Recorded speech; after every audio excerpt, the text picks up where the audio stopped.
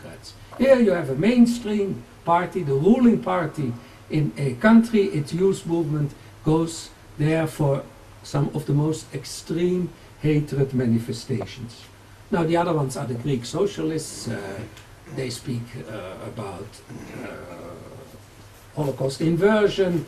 The Jews are like the Nazis. You have many there of that. The most horrible cartoon produced so far in Europe, which says, two Israeli soldiers say to each other, we were not in Auschwitz and Dachau in order to suffer, but to learn. That comes from a newspaper directly connected to the PASOK, to the Greek Socialist Party. The other socialists, mainly leftist ones, and you find those in Belgium, in the Netherlands, in Italy, they speak about the Palestinians as victims, and they do not mention that Palestinian society is a society which is permeated by education for murder, training for murder, and calls for murder. Now, I've already mentioned European socialist leaders as having played a pioneering role in Holocaust inversion in mainstream society. And what makes these social democrat parties so dangerous? They're so dangerous that they are so often in government. The far left, except in Norway, doesn't perhaps in Italy in a marginal way, doesn't appear in governments in Europe. But social democrats are switching power with the moderate right. You find them so often in governments. And even if you take, let's say, a moderate socialist party like the Dutch moderate socialist party, it's not that the majority of the Dutch socialists go for any of this real demonization. But if you have 3 or 4 5 socialist ministers in the Dutch government, you can be sure that one of these is a demonizer of Israel, and then it suddenly gets a totally other proportion. You only have to think about, besides the ones I already mentioned, 2 of the most notorious anti-Israeli European socialist prime ministers, Bruno Kreisky in Austria, Bettino Craxi in Italy. And the Israeli government, I must say, is not very helpful here, because it always stresses how good relations with Europe are, and it never says how biased some of its governments are. And that, of course, pulls the rug under all others who do public diplomacy, what in Hebrew we call hasbara, because you have a government whose attitude you might best call verbal vegetarianism. We will go into the history of communications theory not because of brilliant things we did, but because we are the only country in history which understates the crimes of its enemies. Next. I'll be short for obvious reasons on the issue of anti-Semitism and anti-Israelism at the universities. It's there to say, and both the Israeli government and the Israeli universities seem to have fallen back in their position of benign neglect after the British boycott in spring 2007 failed. And again, the good organizations who fight anti-Semitism on campus are in the United States. The problems are mainly outside the United States. Next. The media, well, that we have been discussing for a long time. And once again, part of the problem is the Israeli government. Why should you be nice to those media who do not follow basic journalistic ethics? If the Foreign Press Association here was really a decent body, it would split in 2 divisions. The division of the honest journalists and the division of the media distorters. So we fail here, and that's another issue which really we could do much about. Next one. Now, NGOs, which is not obviously my specific field, but my colleague Gerald Steinberg at the NGO Monitor are working on that. It's another example of how Jewish defense measures lead to stronger attacks. The Universal Declaration of Human Rights resulted from the Holocaust. It was a reaction to the Holocaust. And today you find, and on that flowered the whole human rights bodies. But today, many of the human rights organizations are riddled with people which we can only call humanitarian racists. What is a humanitarian racist? A humanitarian racist is a person who thinks that only white people can be responsible for their deeds. They think that colored people can only be victims, by which you turn them immediately into inferior people, and they cannot be held responsible for their crimes. Now, many of these European NGOs finance Palestinian organizations which do not only do humanitarian work, but also promote hate propaganda. Next, enemies. It's a long list, I'm sorry. Our next on the list is part of the Protestant movement. Now, Catholicism is a very easy movement to look at. It's a hierarchical movement. There are a lot of Catholics, a billion or so, but it is one system. In the Protestant world, you have on the one hand extremely Protestants who are extremely favorable to Israel. And they come, of course, from the evangelical movements, and parts of them come from mainstream Protestantism. But you cannot get grip on Protestantism because it's so fragmented. I've never met any expert who has a clear overview of what goes on as far as anti-Semitism is concerned in this complex world of liberal Protestants, Anglicans, Lutherans, Methodists, Presbyterians, Episcopalians, and so many others. And then you have to understand that Finnish Lutherans aren't Norwegian Lutherans, German Lutherans aren't Swedish Lutherans. Each of these has to be studied in detail. And I think this area of segments of the Protestant Church as enemies of Israel is an area which will grow substantially, and we know very little about it. And I think we should do that together with our great friends in the Protestant world. We should try to start understanding these people. Part of the Protestant attacks simply are similar to what I said before about the humanitarian racists. But others are still theologically motivated and based on substitution theology that the Christians have replaced the Jews as God's people. Now, a special twist of this whole Christian anti-Semitic movement is to blame Israel for the Palestinian Muslim terror against Palestinian Christians. And that's another thing which we simply don't stress. Another growing hate sector, which I expect more anti-Semitism in the future, are the trade unions. Usually boycott actions come from those trade unions, some British ones, which have been infiltrated by the far left.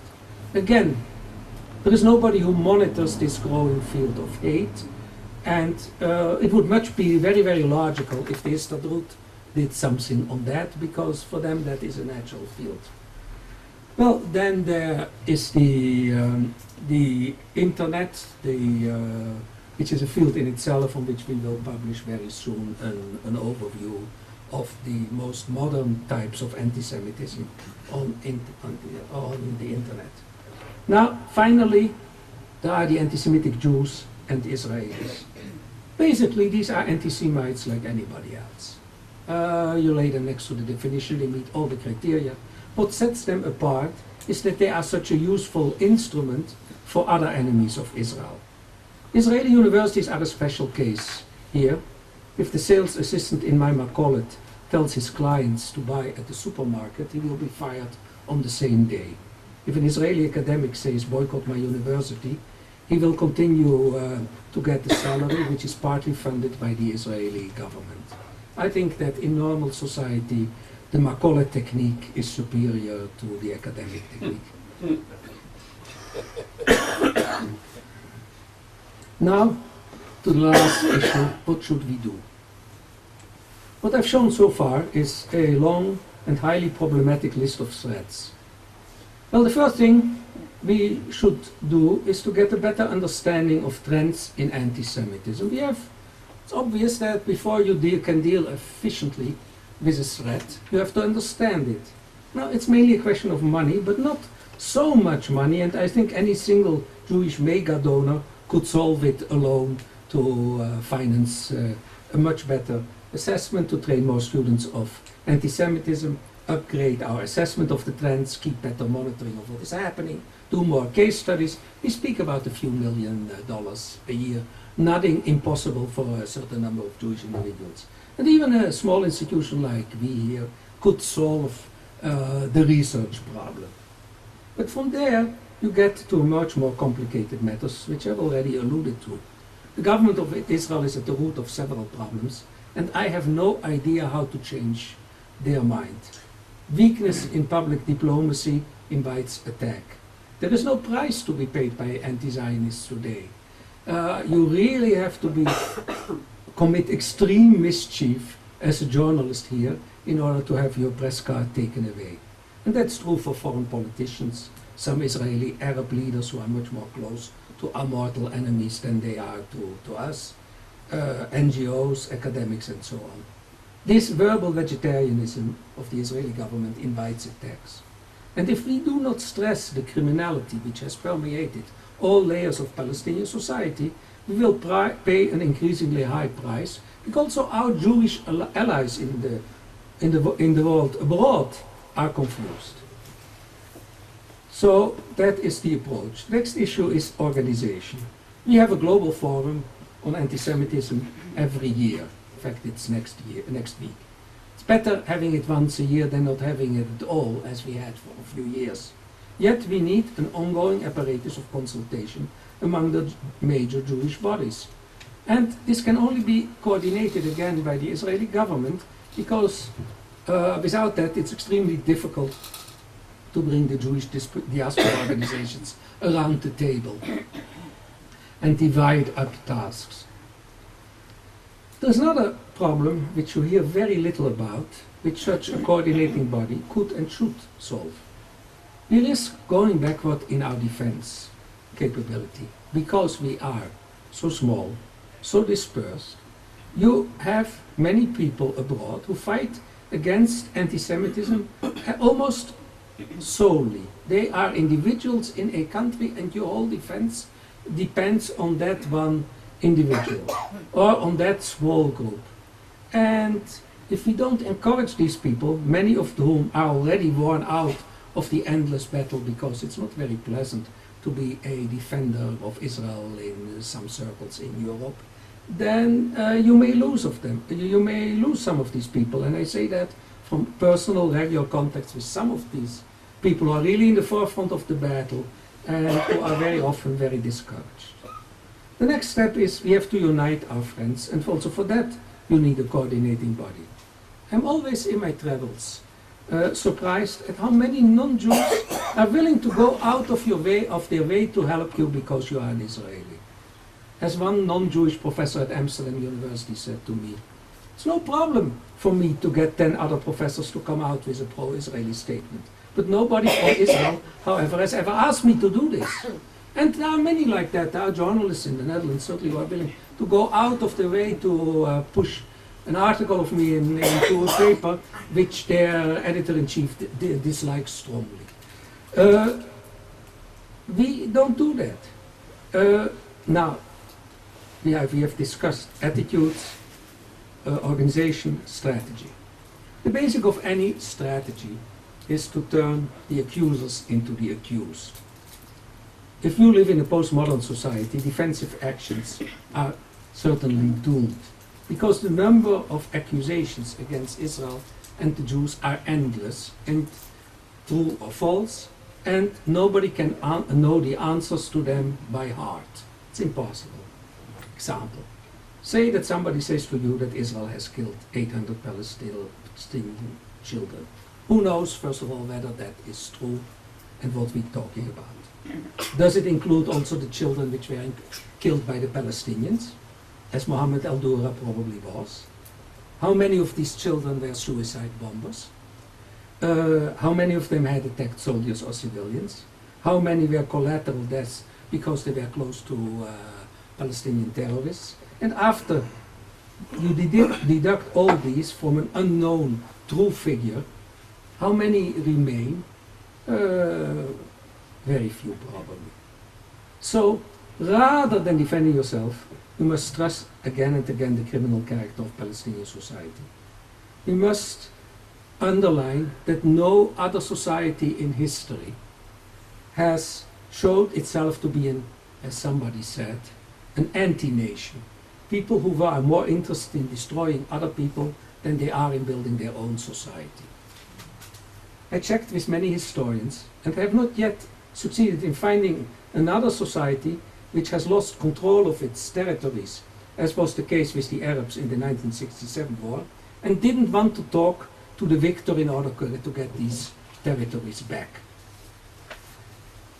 There are two major arguments on which we are not only right, but where you have a good chance to find listeners in the Western world. The first one is that there are many people out there in the Western world by today, realists, who think that our battle against the Palestinians and their allies is a prelude for their future battle against the jihadists, the Muslim hooligans and their allies in the Western world.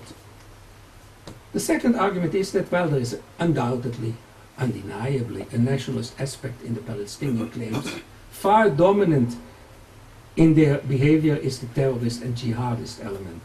And future development in the West, fueled by the hate segments of the Muslim world, will increasingly support our thesis if we only dared to present it that the Palestinian society has great similarity with the other violent elements in Muslim societies. In the Netherlands, most of you will know that in 2004, a Muslim radical, Mohammed Bouyeri, tried to kill, slaughtered really, a Dutch media maker, Theo van Gogh. And I say to the Dutch very often, the difference between you and us is that you only have one Mohammed Bouyeri and we have a few 10,000s next to us. If you, after you had one of them, there were 150 attacks on mosques and Muslim institutions in 1 month. How many would you have after 5? And if you had 1,000 Mohammed Bouyeris, your society would no longer exist. And if he behaved like you did in the first months after the killing of Mohammed Bouyeri, all mosques in the Middle East would have already disappeared. So once you transfer it to their society, of course, they are shocked, but they have no arguments, which is a good thing. Another strategic element, we are a small people. You cannot, as a small people, attack on a broad front. You have to target with all your forces one cheating journalist and expose him or her. If you succeed in that, you frighten hundreds of others who do the same. You have to attack one hate-promoting charitable Western NGO with all our strengths. A Norwegian one is always a good target because you are dealing with a small country whose current leaders are pioneers of anti-Israel hate. Norway is not part of the European Union, so you will not get automatically solidarity there. So exposing in detail one Norwegian NGO will teach many others a lesson and your risks are very small. Now, to sum it all up in one paragraph, there is one big factor which plays in favor of Israel and the Jews. The extreme misbehavior of part of the Muslim world creates counterforces in Western societies. Some of these counterforces are our natural allies, but we would be idiots if we count on them to discover that we are their allies by themselves. We have to get our act together in order to counter at least part of the major threats to the Jewish people and Israel. Unfortunately, we have made far too little headway in the past years, but on the other hand, we should realize doing it in the future is not mission impossible. Thank you for your attention.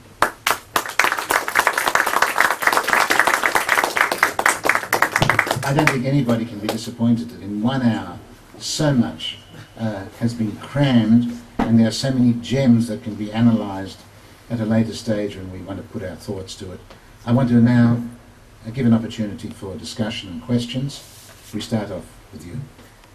Just wait a second for the mic. Thank you for your... Is it this? Thank you for your brilliant presentation. Is it working? Is it? No. To register it. Thank you. That's it. For your brilliant presentation. And I would like to point out about the last part, one example that, of course, you were completely right in saying that you have to turn the accusers into the accused, but I think that the example you gave was slightly misleading. Why? Because part of the Judeophobic strategy is singling out Israel or the Jews as, or what you call demonizing them, but singling them out for mistakes and even sins that are utterly human, that everyone does it, but they only point out at Israel. What do I mean by this? The question is not, when the question is Israel has killed 600 or 800, 800 Palestinian children, the answer is not, I think, and how many were killed by Palestinians and the criminality of the Palestinians, but Israel has not killed one single Palestinian child, because by killing you mean deliberately wanting to kill them and rejoicing over the killing of them as they do. So the question should be, I think, in order to turn the accusers into accused, how many German children have been killed by English during the Second World War? That is the question. What do you mean by killing? In any war, civilians casualties occur. So why do you expect that in the only war on earth that there won't be any civilian casualties are in the Israeli-Arab conflict? Bringing it to Muhammad Dura or to some examples very specific, I think that could be even counterproductive, because the question is out of place. Thank you again. I just want to get an idea how many people are going to ask, so that I know whether I'm going to ask question by question or in groups. Oh, enough. We'll do it 2 or 3 together. Okay. At the back, please. Yes.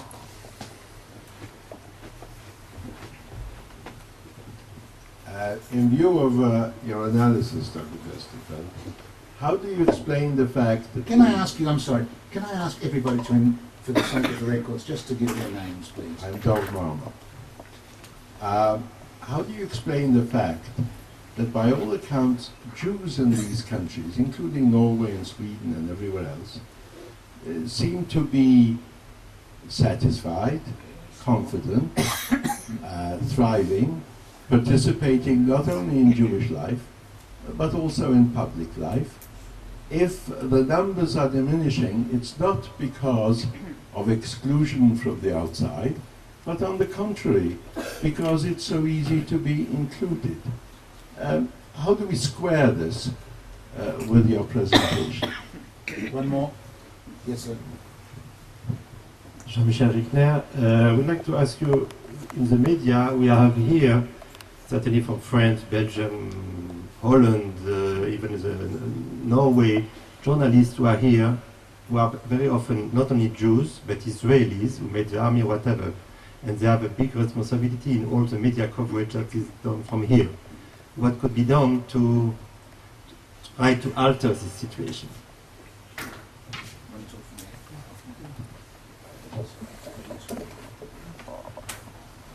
Look, I think, Gustavo, I wasn't very clear. I fully agree with you. I said this method of deducting from the 800 is a hopeless method. I fully agree with you. This will not lead us anywhere. Obviously, we have to attack, and I fully agree with you. I simply apparently wasn't clear. As to Dov's question, look, the issue is that in these societies, in Norway and in Sweden, for instance, which are 2 countries which I'm looking at and which I'll soon be published a book on, the issue is very simple. You have 3 alternative methods of anti-Semitism. The nationalistic one is totally taboo on local Jews.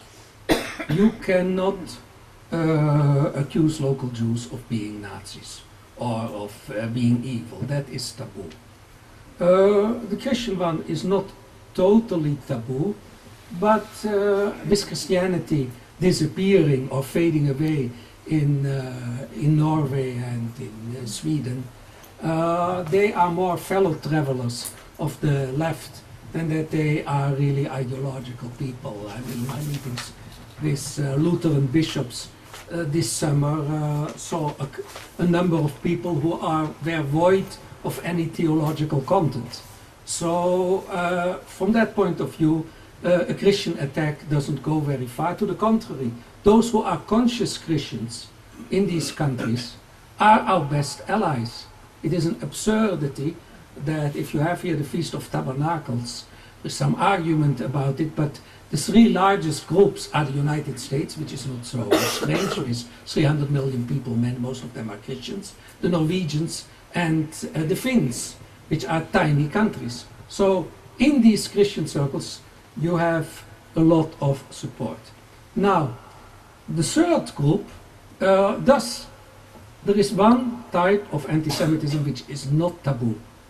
Nobody would say in these countries that he is an anti-Semite. Even the greatest anti-Semite, Jostein Gaarder in Norway, will not say that he is an anti-Semite. But you can say that you are an anti-Zionist. So there is an escape mechanism for the Jews, which enables them to live in that society, and that is to lower profile. If you as a Jewish group lower profile, do not identify with Israel, or not too much, you are not hindered from that, and also you have accept, because as a Jew you are white, and thus not easily recognizable if you do not dress up like a Jew, like an ultra-Orthodox Jew, or put a kippah on. Most Jews are not recognizable, even for other Jews.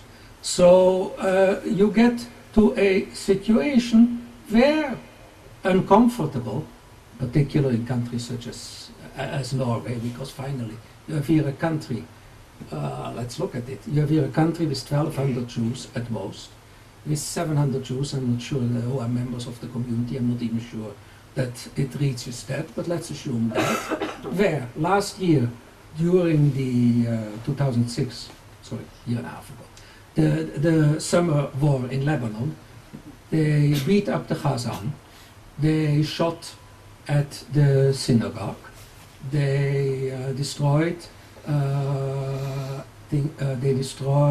Matzevot on the graveyard. A person defecated on the front of the synagogue. That's quite a lot for a country in which there are two synagogues, of which one is only probably reasonably functioning.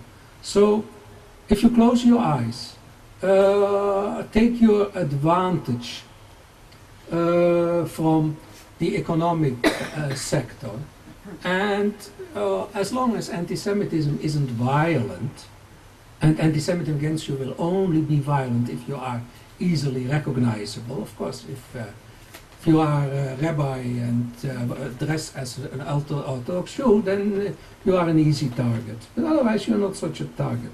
So the situation isn't so simple. And you have also to understand that the Jews withdraw.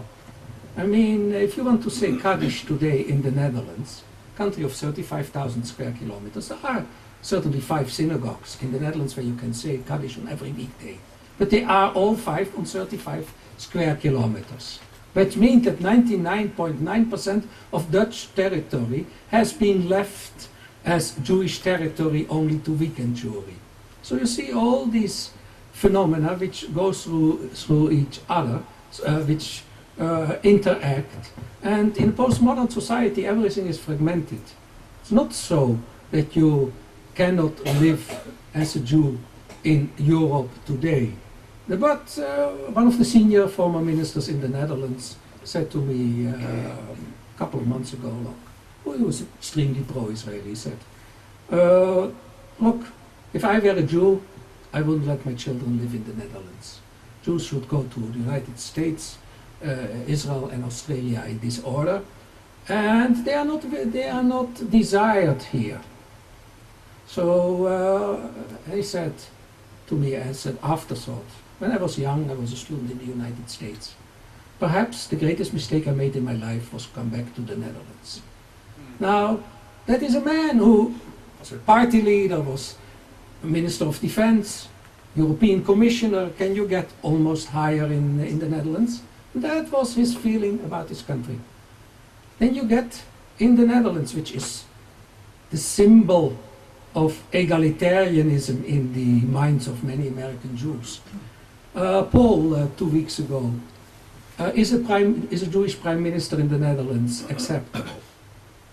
53% said it was acceptable. Now, that Jews have been there 400 years, 0.2% of the population. The only Jew who was mentioned in the last 10 years as a candidate for the prime ministership was the mayor of Amsterdam, who is the most assimilated Jew in the whole country, who he doesn't deny, he cannot deny if you are called Cohen. It's exceptionally difficult to deny that you are a Jew. And he also gets the appropriate, as he has told me, the appropriate hate mails in quantities as being a Jew.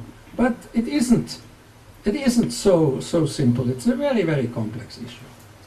Now, look, Jean-Michel, you know that the media, the journalists here, do not provide what they want, but they provide what the whole market demands. There is a book by a Dutch journalist called Luijendijk, who's a bestseller, and he says, they sent me to the Middle East because I spoke Egyptian Arabic, which I couldn't speak at all in the Palestinian territories. They sent me here, I had no journalistic experience, and I thought these people were mad to send me here. But they weren't mad at all, because they sent me in the morning the releases from Associated Press, Reuters and Agence France Presse. I rehashed that, put on that the Amman, Cairo or Jerusalem and send it back. That was my article. And he says that I did for 5 years. And one of my friends was very angry with me when I told him that, because he said to me, I didn't know that you were an actor in a theater, I always thought you were a journalist. So you have here this, you cannot supply to a liberal, left liberal European paper, you cannot supply that the Palestinians call for murder, that the Hamas has in its Article 7 that the trees, according to the Hadith, the trees and the stones will say there is a Jew hiding behind me, kill me, which of course leaves for our Jewish anti-Semites a problem, because when the murderer comes in the latter days to kill the Jews, what will they then say, Chomsky and Finkelstein, you are not included in the Jews? That is a technical problem. Okay, yes sir. Please remind